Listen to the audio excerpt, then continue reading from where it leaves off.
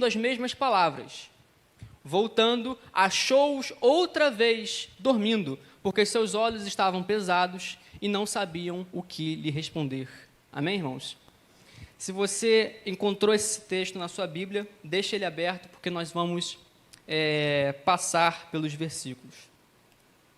Irmãos, certa vez, quando eu ainda era criança e fazia parte do conjunto infantil, eu fui a uma determinada igreja, que eu não vou dizer o nome, onde ali eu vivenciei uma experiência muito intrigante e muito curiosa.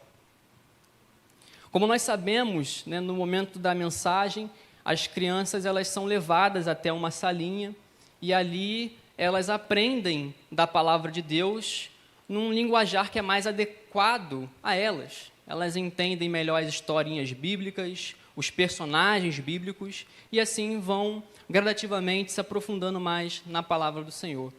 E nesta igreja que eu fui, chegou esse momento, e eu fui conduzido até a salinha das crianças.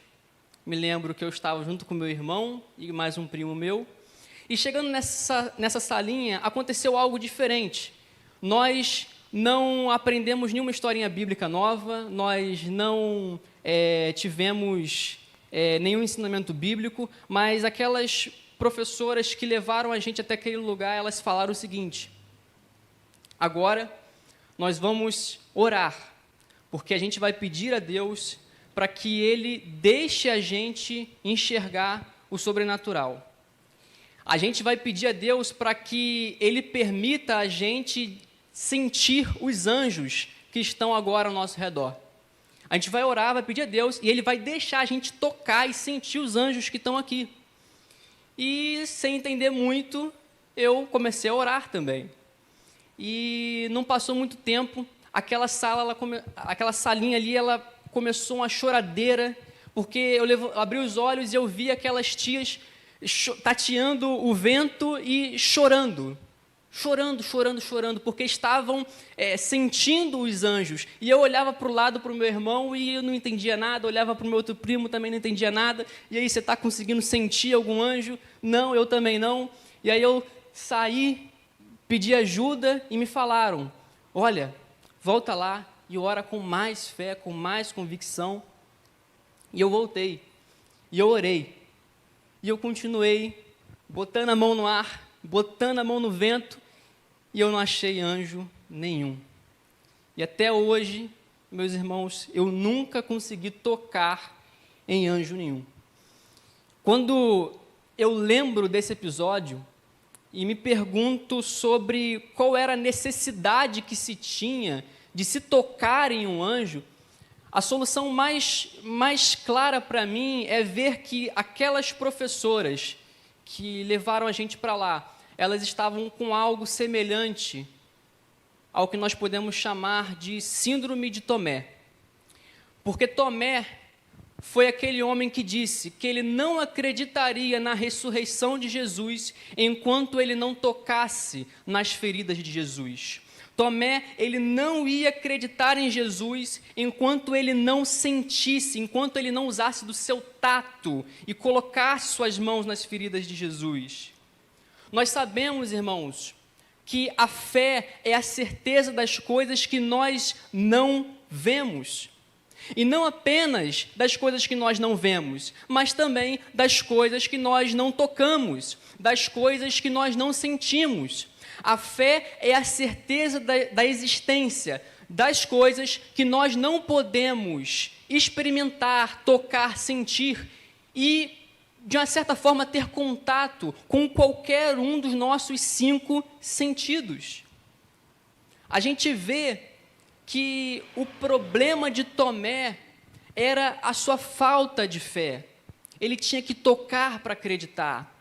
Eu vejo que o problema dessas professoras é que elas queriam tocar para acreditar no sobrenatural ou queriam tocar para poder acreditar mais e aumentar a sua fé. A gente vê que a dúvida é algo muito presente na vida das pessoas e o que elas podem fazer para sanar as suas dúvidas, elas vão fazer. Nós vimos aqui no domingo passado que Gideão tinha um problema, e o problema de Gideão era sua dúvida, era sua falta de confiança na fidelidade de Deus para com a sua vida. E é provável que em algum momento da sua vida, em algum momento da sua caminhada cristã, você tenha agido como Tomé. Você tenha tido dúvidas, você tenha tido falta de fé, quem sabe você tenha agido como aquelas professoras e você pediu a Deus um sinal visível, algo que você pudesse ver, algo que você pudesse enxergar. Nós vemos que na nossa vida, muitas das vezes, nós duvidamos do Senhor e duvidamos da fidelidade do Senhor para conosco. Até mesmo Abraão, que foi o pai da fé, teve um momento em que duvidou da promessa do Senhor na sua vida e tentou fazer as coisas por seu próprio meio. Só que a gente vê que a dúvida, ela passou por Abraão, a dúvida passou por Tomé, a dúvida passou por Gideão. A dúvida, ela é algo que pode passar na vida do cristão, mas em momento nenhum pode persistir. Até porque se alguém persiste em dúvidas, essa pessoa, ela não é mais um crente. A gente vê que a dúvida, ela não é boa, e a palavra de Deus, ela condena a falta de fé, quando diz, lá no Evangelho de João, que aquele que não crê está condenado.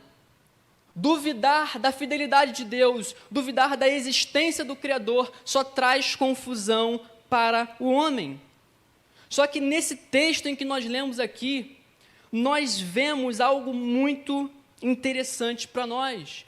Porque nesse texto a gente vai ver que duvidar de Jesus é ruim. Entretanto, por outro lado, duvidar de nós mesmos é muito bom.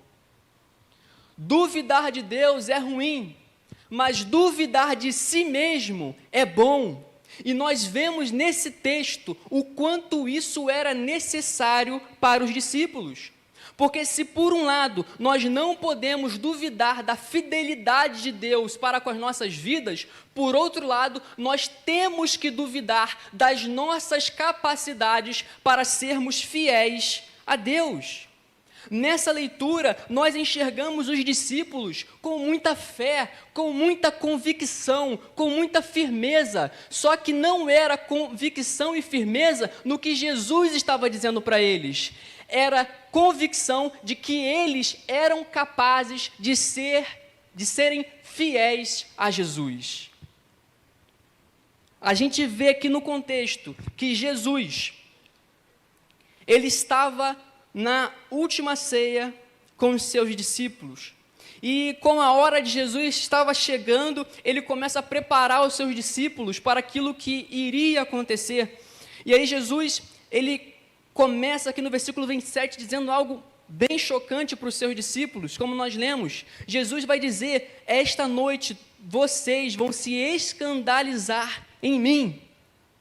Quando nós olhamos para outras versões, como a King James e a NVI, nós vamos entender que o sentido ali, quando Jesus diz que eles iriam se escandalizar, Jesus estava dizendo que todos eles iriam abandoná-lo. Jesus está dizendo para os seus discípulos que aquilo que estava escrito lá no profeta Zacarias iria se concretizar, que o pastor ia ser ferido e as ovelhas iriam se dispersar. Em outras palavras, Jesus está dizendo para os seus discípulos que eles vão fracassar. Jesus está dizendo: hoje, nesta noite, vocês vão me abandonar. Esta noite, vocês vão fraquejar na fé. Nesta noite, vocês vão cometer um pecado. Jesus está anunciando aos seus discípulos que eles iriam fraquejar naquela noite. E no versículo 28, Jesus vai dizer que ele iria ressuscitar e que iria encontrar com eles depois na Galileia. Entretanto, quando Pedro ouviu as palavras de Jesus, Ele ficou tão abismado com o que Jesus disse em relação a eles abandonarem a Jesus, que Pedro parece que nem escutou o que Jesus disse, quando ele falou que iria ressuscitar e que iria encontrar eles na Galileia. Pedro ignora isso e Pedro responde a Jesus sobre o abandono que ele falou que os discípulos iriam fazer.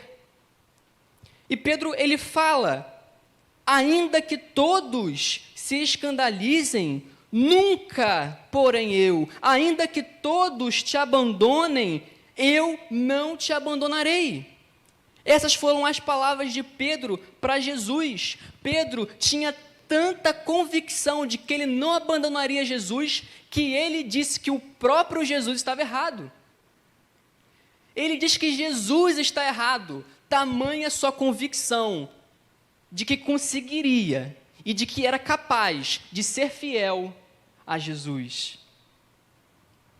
Ele não duvidou da sua capacidade. E aí Jesus, ele mais uma vez vai dizer para Pedro o que iria acontecer. Só que, como não bastou dizer uma vez, agora Jesus vai falar novamente e vai dizer de uma forma bem mais clara, dando detalhes para Pedro entender o que iria acontecer. Versículo 30. Respondeu-lhe Jesus: em verdade te digo que hoje, nesta noite, antes que 2 vezes cante o galo, tu me negarás 3 vezes. Jesus garante a Pedro que ele vai fraquejar, e Pedro garante a Jesus que ele não vai fraquejar. E aí, no versículo 31, a gente vai ver que essa nova fala de Jesus não bastou, porque Pedro insiste novamente, com mais veemência, dizendo: ainda que seja necessário morrer contigo, de modo nenhum te negarei. E todos diziam a mesma coisa, todos tinham a mesma convicção de que eles não iriam negar a Jesus.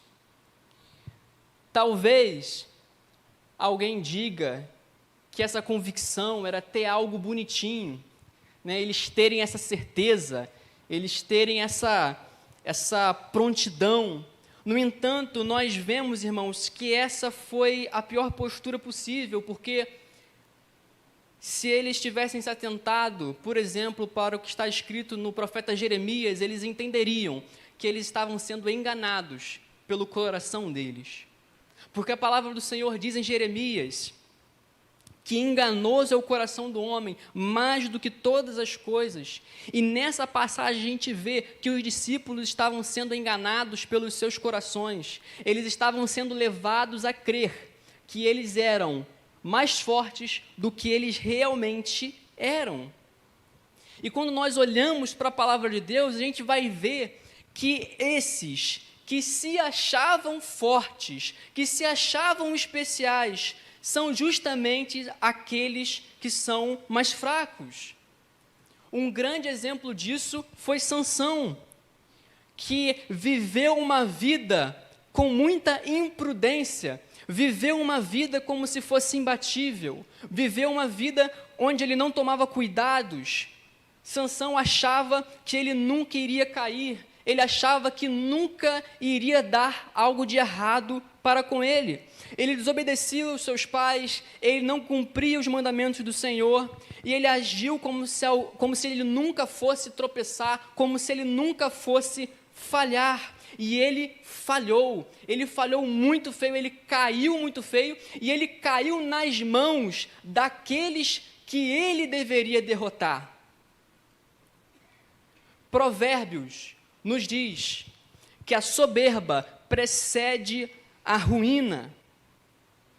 A soberba precede a queda. Existem muitos crentes que, assim como Sansão, assim como os discípulos, estão vivendo numa espécie de soberba espiritual, achando que elas nunca vão cair, que isso não é uma possibilidade para elas.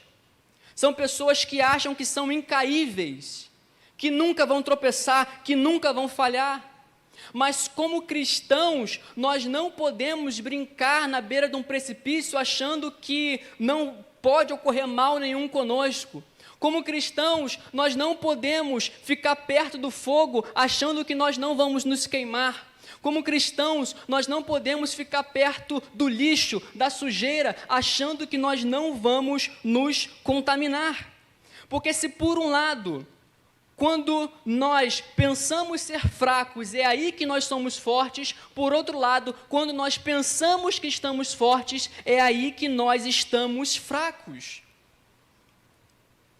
No domingo passado, eu tive com o diácono Beto e a gente foi visitar um jovem que sofreu um acidente muito grave de moto e ele ficou muito mal. E não foi o caso desse jovem, mas a gente estava conversando sobre acidentes e é curioso a gente notar que acidentes, né, seja de trânsito, em esporte e tudo mais, muitos dos acidentes acontecem justamente com aquelas pessoas que se consideram boas demais naquilo e, por se considerarem boas demais naquilo, acha que nunca vai acontecer nada de ruim com ela. Muitas pessoas, por terem anos de experiência numa determinada atividade, começam a tomar pouco cuidado, começam a se aventurar mais, começam a se permitir passar por alguns riscos, né? O jovem, por exemplo, quando aprende a andar de moto e talvez no início ele vá com calma, vai com cautela, mas depois que ele vai aprendendo, ele vai se permitindo viver mais aventuras, passar por coisas mais difíceis e por aí vai. A experiência, né, de muitas pessoas em uma determinada atividade faz com que essa pessoa relaxe e ela pare de tomar determinado cuidado. E nós vemos que muitas pessoas acham que já possuem uma grande bagagem na sua vida cristã, que já possuem grande experiência, que já passaram por muitas situações, já passaram por muitas tentações e acham que estão com uma espécie de casca já criada contra determinadas coisas. E aí, acham que estão livres, que estão isentos de acabarem caindo e acabarem sofrendo algum tipo de acidente. O tempo, ele passa e nós não podemos achar que pelo fato de nós sermos crentes há anos e passarmos por diversas provações há anos, isso vai nos impedir de cair se vierem outras provações e outras tentações. Assim como um motorista que dirige diariamente não pode dizer que só pelo fato dele ter 40 anos de experiência na estrada, ele nunca mais vai sofrer nenhum acidente?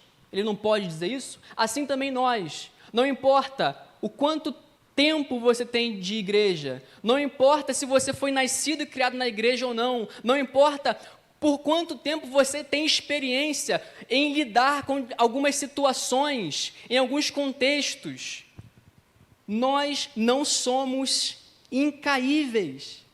Nós não podemos deixar que a soberba suba ao nosso coração como se nós fôssemos imbatíveis, porque nós aprendemos nessa passagem que nós somos capazes de cairmos até mesmo naquilo que nós julgamos ser mais fortes. Pedro caiu naquilo que ele julgava ser mais forte. Talvez Pedro dissesse para Jesus: olha, Jesus, talvez eu tropece sim, talvez eu haja com violência para alguma pessoa, porque eu sou meio reativo, eu sou impulsivo, talvez eu machuque alguém, talvez eu vou ser rude com alguém, nisso eu posso cair, Jesus, mas agora, te negar, não, nisso eu nunca vou cair. Mas Pedro caiu justamente naquilo que ele não esperava. Ele caiu naquilo que ele se achava bom demais para cair. Ele caiu naquilo que ele não estava vigiando. E a pergunta para você é: o que você não está vigiando em sua vida? O que você não está vigiando em sua vida com um pretexto dizendo, isso aqui não vai acontecer, isso aqui eu nunca faria. O que você está deixando de vigiar? Eu e você somos capazes de cairmos até mesmo naquilo que nós julgamos ser mais fortes. Mas os discípulos vão aprender isso. Porque o versículo 34 vai nos dizer, versículo 33 e 34, vai nos dizer que Jesus, ele foi ao Getsêmani. Ele foi ao Getsêmani e lá ele chamou Pedro, Tiago e João para perto, falou para eles da sua angústia, falou para eles da sua tristeza, e a gente vê no verso 34, que Jesus diz, lá no final do verso 34, ficai aqui e vigiai. Ficai aqui e vigiai. Jesus pede para eles estarem ali vigiando, e o que Jesus queria dizer com isso? Será que Jesus queria dizer para eles ficarem atentos, olhando para ver se algum soldado romano ia chegar, e aí se chegasse algum soldado romano, ia falar para Jesus, Jesus, corre que os romanos estão vindo aí? Não. Jesus, quando fala para os seus discípulos vigiarem, Jesus não está falando de uma tarefa que era material, física. Jesus estava falando algo espiritual para os seus discípulos. E estar alerta, estar vigiando é estar alerta, é estar despertado, é estar em vigília. Jesus queria que seus discípulos estivessem vigiando, mas quando nós olhamos o verso 37, a gente vai ver o contraste em como ele encontra os seus discípulos.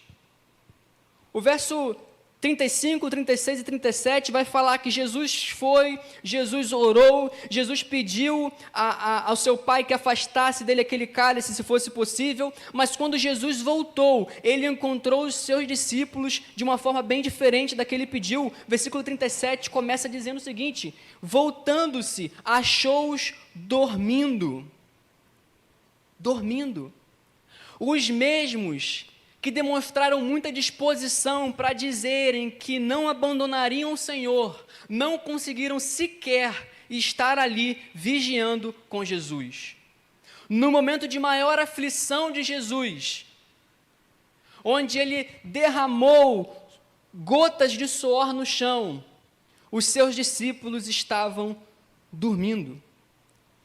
Jesus já havia contado para eles sobre uma parábola, que era a parábola do servo vigilante, onde Jesus dizia o seguinte para eles, bem-aventurado o servo, que quando o Senhor voltar, o encontra vigiando. Os discípulos conheciam essa parábola, mas quando Jesus volta, quando o Senhor volta, ele encontra os seus discípulos dormindo. E a gente vai ver que Jesus vai reagir àquela situação. Versículo 37, parte B, Jesus vai falar com Pedro. E disse a Pedro, Simão, dormes? Não pode vigiar 1 hora? Não pudeste vigiar nem 1 hora? A Bíblia nos diz ali que todos estavam dormindo, mas Jesus pergunta a Pedro, aquele que foi mais veemente, aquele que teve mais confiança, aquele que menos dúvida teve a respeito de si mesmo, e é como se Jesus jogasse na cara de Pedro, dizendo, você não consegue fazer o mínimo, você não consegue vigiar nem por 1 hora. A questão aqui é, se eles não estavam dando conta nem de vigiar e orar com Jesus, quem dirá eles cumprirem a sua promessa de que morreriam por Jesus? Se eles não estavam dando conta de vencer o cansaço, se eles não estavam dando conta de estar com Jesus naquela peleja, quem dirá eles fazerem o mais difícil que prometeram ao Senhor? Não tinha como acreditar que esses homens estavam capacitados para morrer por Jesus, se eles não conseguiam, nem por 1 hora, vigiar com Ele. E nesse momento, irmãos, não tem como nós não lembrarmos de nós mesmos. Porque nesse aspecto, muitas vezes, agimos como os discípulos. Porque muitas das vezes nós dizemos que estamos prontos para fazermos grandes coisas pelo Senhor, mas, na realidade, não estamos dando conta nem do mínimo. No momento de louvor, muitas das vezes, nós abrimos os nossos lábios e nós falamos a Deus que nós vamos entregar todo o nosso coração para Ele.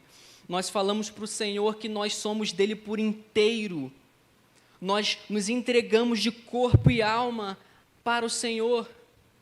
Mas no dia seguinte, irmãos, no dia seguinte a este que nós louvamos e que nós prometemos a Jesus o nosso melhor e o nosso tudo, no dia seguinte, não há comunhão com Deus, não há oração, não há vigília e não há entrega.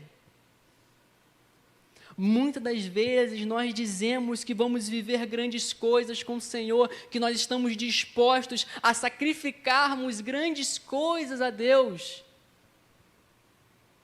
Mas se olharmos para dentro dos nossos corações, e com a palavra de Deus que nos ilumina, a gente vai ver que nós não estamos sacrificando nem as coisas pequenas. Estamos apegados a elas. E não tem como morrer pelo Senhor se você não estiver disposto a vigiar com Ele, a ter comunhão com Ele, a ter uma vida de intimidade com Ele. Você não vai viver grandes coisas com Deus se você não está conseguindo nem fazer o mínimo que Ele te pede. Versículo 38. Jesus, ele vai falar para os seus discípulos o que eles deveriam estar fazendo. E versículo 38, Jesus vai dizer o seguinte: vigiai e orai, para que não entreis em tentação. Vigiando e orando, era o que eles deveriam estar fazendo. Para quê? Jesus diz o porquê: para que eles não entrassem em tentação. Ou em outra versão, para que eles não caíssem em tentação. O interessante de nós notarmos aqui é que Jesus, ele não está repreendendo os seus discípulos por estarem sendo tentados, mas Jesus, ele está recriminando os seus discípulos, ele está chamando a atenção dos seus discípulos, porque eles não estavam preparados para resistir e suportar as tentações. Nós sabemos, irmãos, que a tentação em si não é pecado, ceder à tentação é que é um pecado. Mas Jesus aqui, ele nos dá a receita de como nós devemos fazer para não cedermos à tentação. E a receita é vigília e oração. Estar vigilante e orando. Nós temos que vigiar.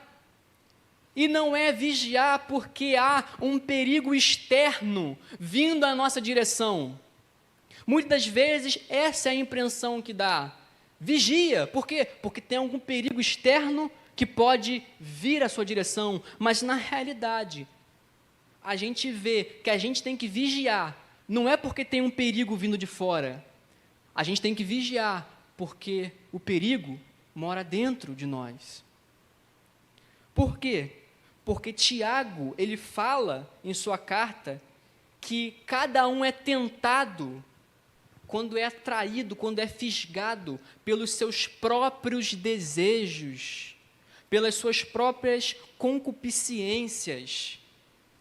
Ou seja, nós temos que vigiar a nós mesmos, vigiarmos as nossas vontades, vigiarmos os nossos desejos, vigiarmos os nossos pensamentos, vigiarmos as nossas atitudes, vigiarmos a nossa fala, a nossa língua. Temos que nos examinar. Constantemente devemos vigiar. Como diz o apóstolo Paulo em Efésios capítulo 5, vede prudentemente como andais. Olha para a sua vida com prudência. Olha para a sua vida e se examine. Porque quando você fizer isso, você vai ver quantas coisas ainda tem que mudar. Versículo 38, parte B, Jesus vai dizer para os seus discípulos: o espírito, na verdade, está pronto, mas a carne é fraca. Em Romanos capítulo 7, o apóstolo Paulo, ele parece dizer a mesma coisa com outras palavras, quando ele diz o seguinte: o querer realizar o bem está em mim, porém, na minha carne não reside bem nenhum.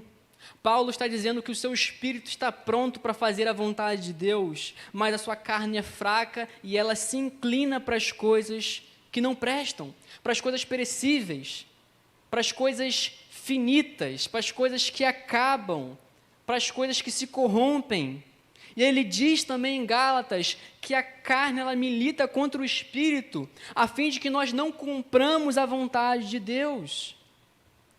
Quando Jesus fala que a carne é fraca, ele está nos dando um alerta, mostrando o quanto nós somos frágeis, o quanto nós somos ainda limitados, e o quanto que nós, por causa disso, temos que vigiar.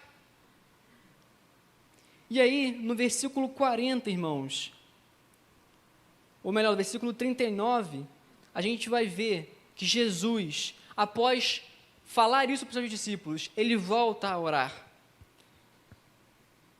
Ele repete as mesmas palavras a Deus. Mas, no versículo 40, quando Jesus retorna, de novo, ele mais uma vez encontra os seus discípulos dormindo.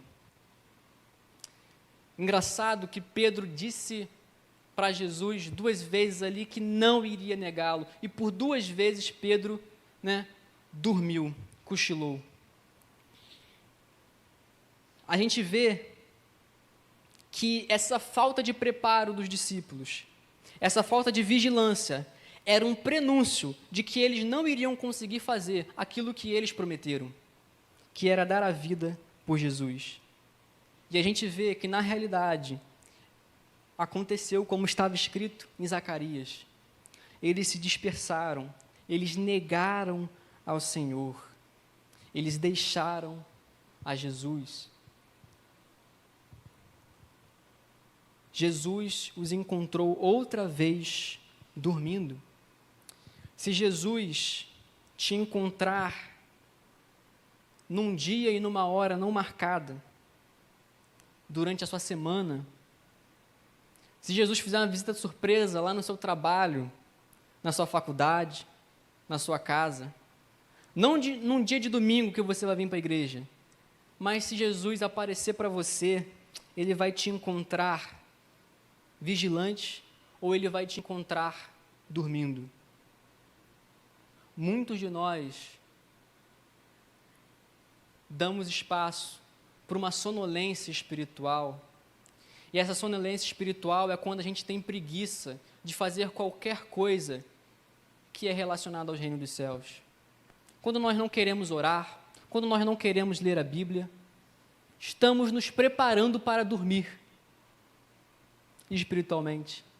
Vamos nos deixando de nos alimentar da palavra de Deus, e cada dia mais, de uma maneira gradativa, podemos estar nos afastando dos caminhos do Senhor.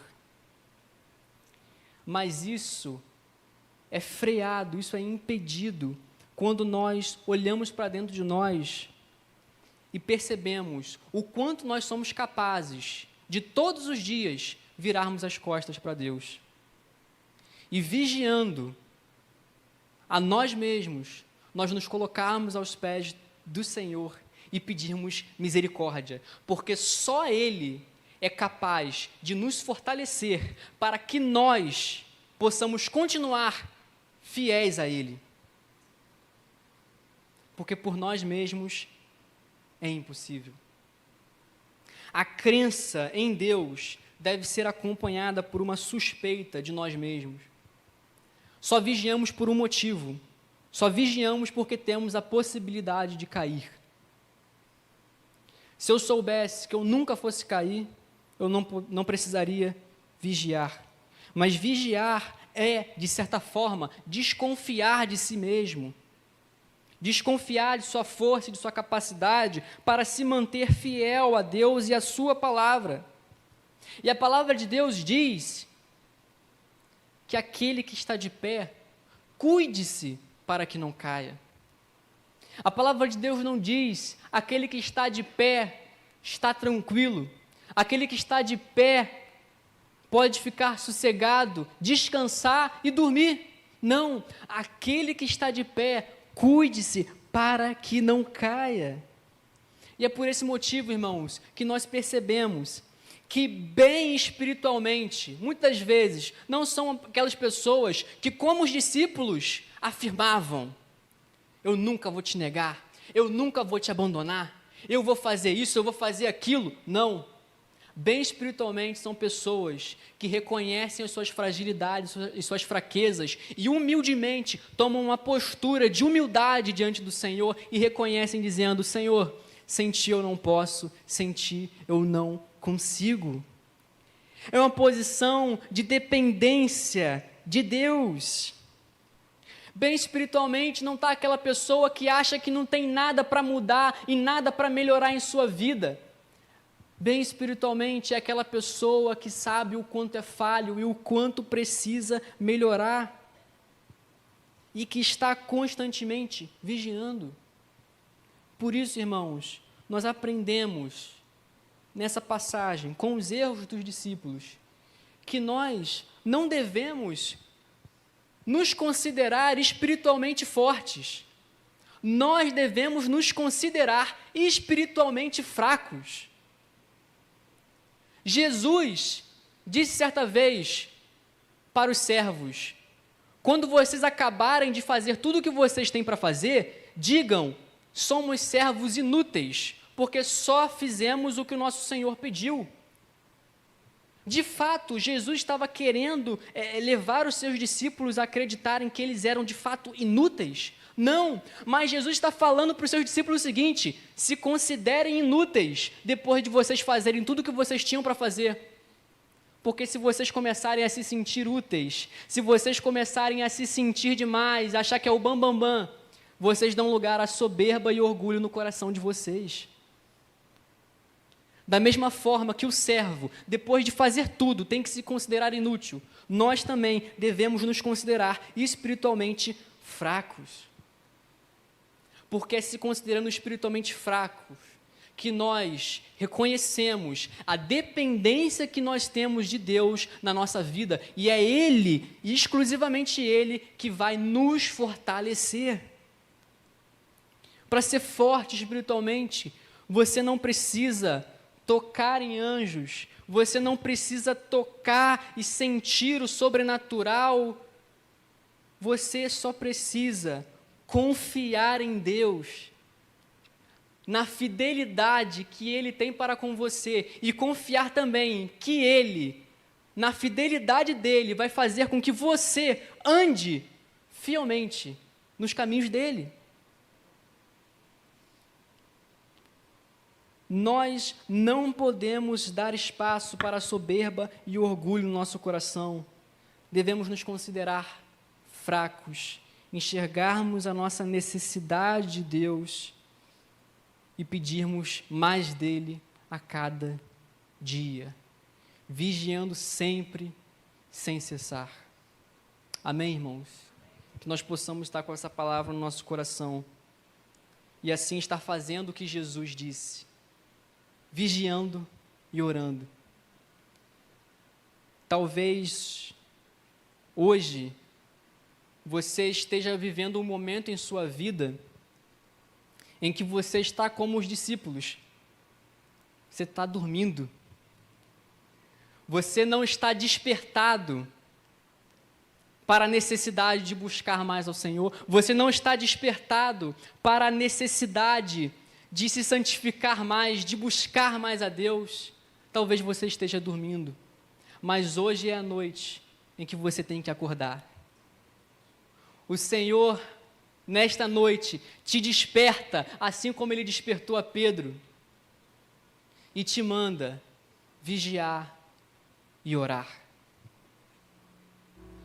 que ele não possa voltar e encontrar você outra vez dormindo. Esteja atento e vigilante, porque essa é a vontade de Deus para conosco. Amém, irmãos? Vamos orar. Senhor meu Deus, nós queremos te agradecer, porque a tua palavra ela é viva, ela é eficaz nos nossos corações, Pai. Te agradecemos porque tu és bom, Deus, e a tua fidelidade dura para sempre, Senhor. Nos ajude, Deus, a caminhar, Pai, porque nós sabemos o quanto nós somos falhos. Nós sabemos, Deus, o quanto nós somos pecadores. E nós precisamos de Ti, Deus, para andarmos nos Teus caminhos. Nós precisamos de Ti, Deus, para seguirmos os passos de Jesus Cristo, Pai. Por isso, Deus, nos enche, Deus, da Tua palavra, nos enche, Deus, do Teu poder, nos capacita, Pai, capacita o Teu Filho, capacita, Deus, a Tua filha, Deus, para estar andando conforme os Teus caminhos, Senhor. Que nós possamos, Deus, vigiar e orar, Deus, para que nós não venhamos cair nas tentações, Pai. Em nome de Jesus, Pai, é o que nós te pedimos e já te agradecemos. Amém e amém. Convida a se colocar de pé, a gente vai cantar e entoar.